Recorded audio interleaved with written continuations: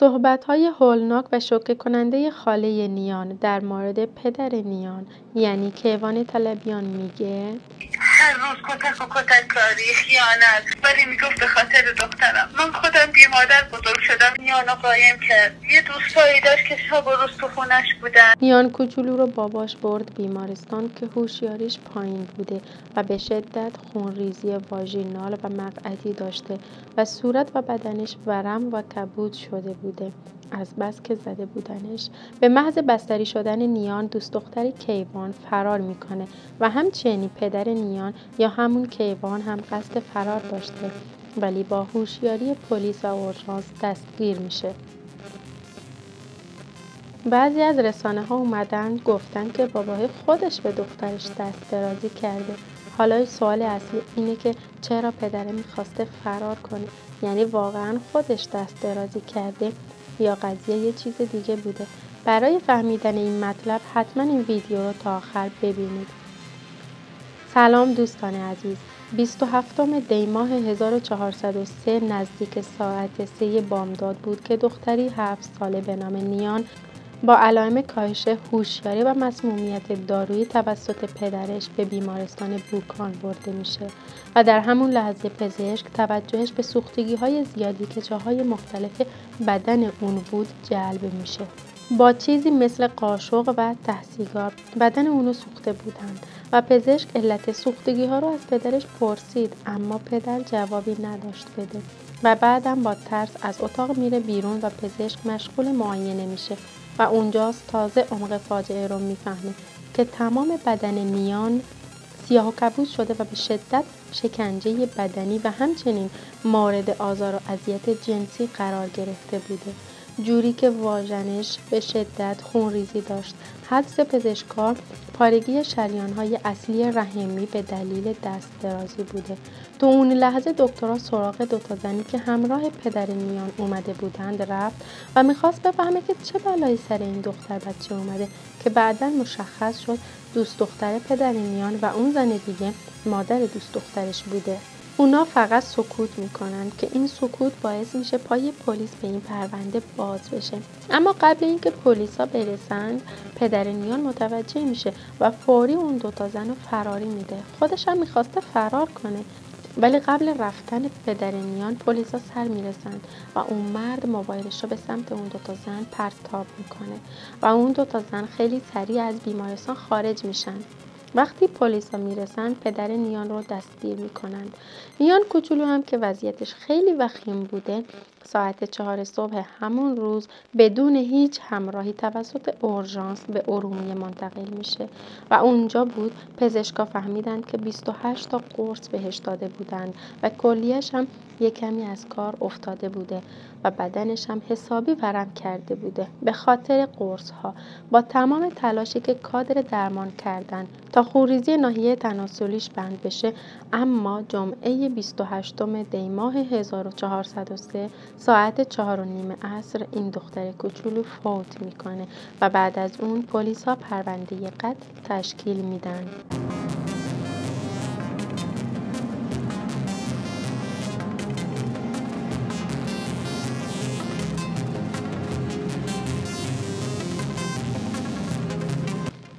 و اونجاست که تحقیقات شروع میشه. پلیسا جویای اون دوتا خانومی میشن که توی بیمارستان همراه پدر نیان اومده بودند.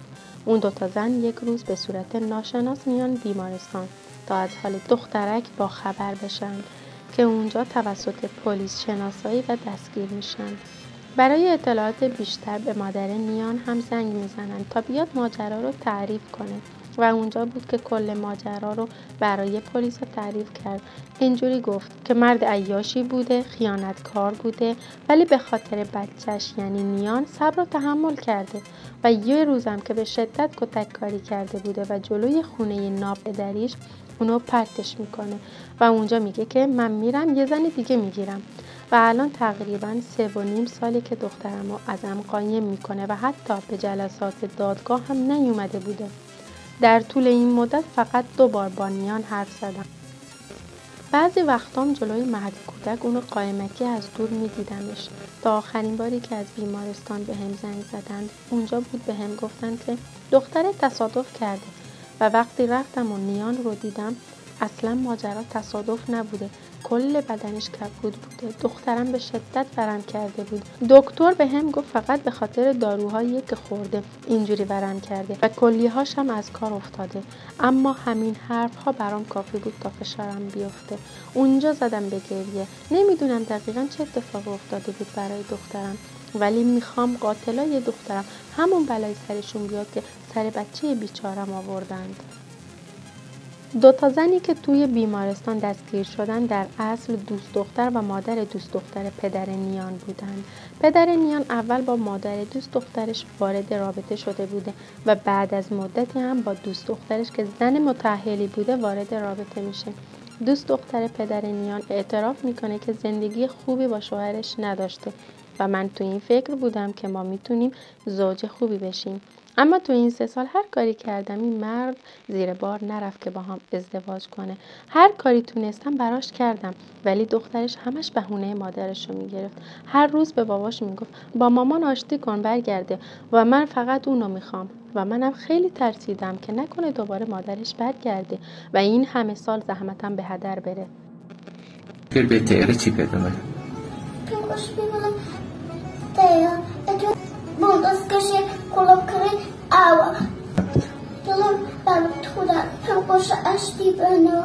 و به خاطر همین بهانه‌های نیان پای خانواده‌مو وسط باز کردم تا شاید فرجی بشه و بعد از مدتی هم بحث ازدواج رو پیش کشیدم.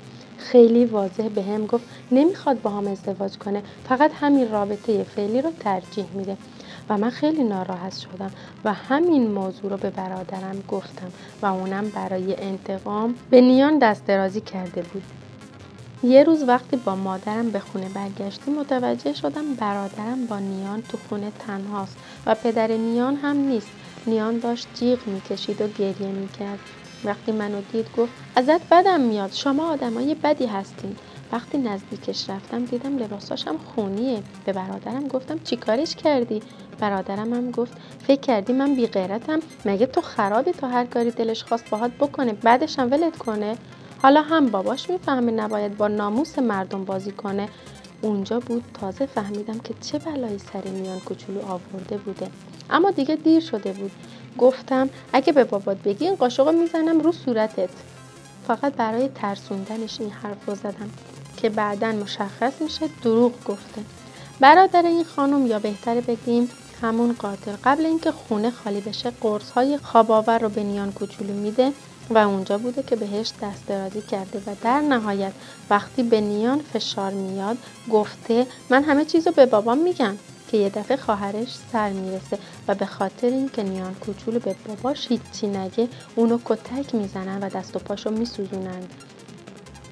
ولی این دختر کوچولو خیلی شجاع‌تر از این حرفا بود و میخواست همه چیزو به باباش بگه و اونا هم تصمیم گرفتن قرص بهش بدن و اینجوری طبیعی‌تر مرگشو جلوه بدن. این آقا پسر میگه که وقتی پدر نیان اومده بوده نیان هنوز هوشیار بوده و به باباش گفته همش تقصیر توه بابا، تو بابای بدی هستی، دیگه دوستت ندارم، میخوام برم پیش مامانم. و وقتی نیان این حرفا رو به پدرش میگه پدرش عصبانی میشه و به اون چند تا سیلی میزنه. با اون سیلی های باباش و خونی که از ناحیه واژینالش رفته بود بیهوش میشه. باباش منتظر میشه تا به هوش بیاد ولی تا ساعت 3 به هوش نیومد و همه با همونو بردن بیمارستان و اونجا بود که کل ماجرا لو رفت و آخر سر این پسر 19 ساله تمام اتهامات رو پذیرفت. نهایت تقدیر و تشکر از کل نیروهای انتظامی، واقعا زحمت کشیدن، تونستن مشکل ما رو حل کنن. خیلی ممنون.